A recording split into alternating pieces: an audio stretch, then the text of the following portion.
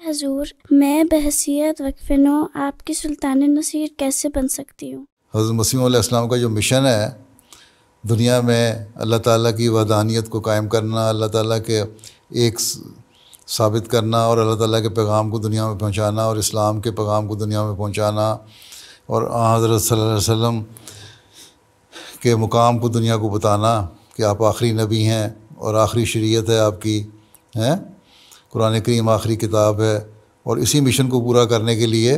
اس زمانے میں اللہ تعالیٰ نے حضرت مسیح موعود کو بھیجا، اور اسی مشن کو پورا کرنے کے لیے حضرت مسیح علیہ السلام کے آگے خلافت کا سلسلہ جاری ہوا، ٹھیک ہے۔ خلیفہ وقت جو ہے وہی کام کرتا ہے جو مسیح موعود علیہ السلام کے سپرد اللہ تعالیٰ نے کیا تھا۔ تو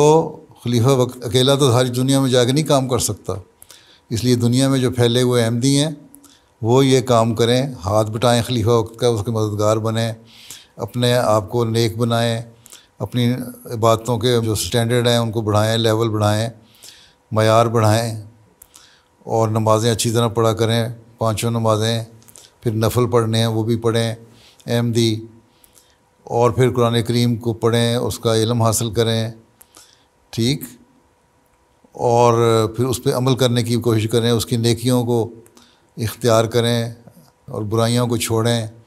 اللہ تعالیٰ نے جن برائیوں سے منع کیا ہے، اور پھر یہ پیغام دنیا کو بھی پہنچائیں،